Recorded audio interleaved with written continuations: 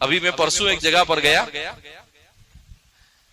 परभनी, तो कुछ नौजवान उलमा थे। उन नौजवान उलमा ने जबरदस्ती में ना कहा इतना दूर कैसे आना, लेकिन ले गए वो लोग।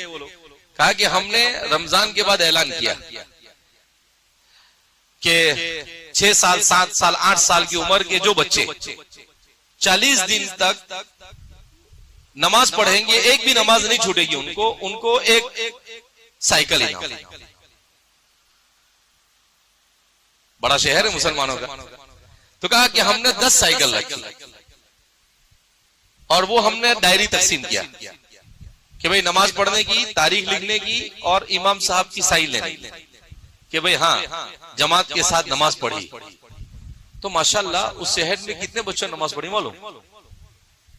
260 से ज्यादा बच्चों ने 40 दिन में एक भी नमाज नहीं छोड़ी। कितने? 260 से ज्यादा बच्चे। तो वो कहते हैं कि इन बच्चों, छोटे छोटे बच्चों को जब मस्जिद में आते हुए देखा तो नौजवानों ने कहा कि अल्लाह, ये तो छोटे छोटे बच्चे नमाज पढ़े, अपन क्यों नहीं पढ़े? तो नौजवानों ने भी नमाज पढ़ना क्या कर दिया, शुरू कर दिया। घर के अंदर में माँ बाप कहे कि यार बच्चे, वो ऐसा कहते हैं कि फजर में नहीं उठाया तो देखना फिर मेरी फजर नहीं जानी चाहिए। तो माँ बाप भी उठे, माँ बाप भी नमाज पढ़े और बाप भी बच्चे को नमाज पढ़ने के लिए आए। अगर बाप नहीं उठे तो बोले माँ मस्जिद में ले आके मस्जिद में छोड़ के जाओ। अच्छा है जज्बा।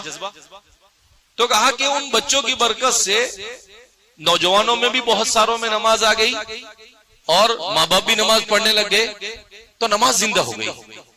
और जिस दिन मुसलमान 100% नमाजी बन जाएंगे, खुदा पाक की कसम दुनिया की कोई ताकत मुसलमान का बाल बेका नहीं कर सकती। हमको 100% नमाजी बनना पड़ेगा। कैसा बनना पड़ेगा? 100%। तो उन्होंने प्रोग्राम रखा, 25 साइकिल थी।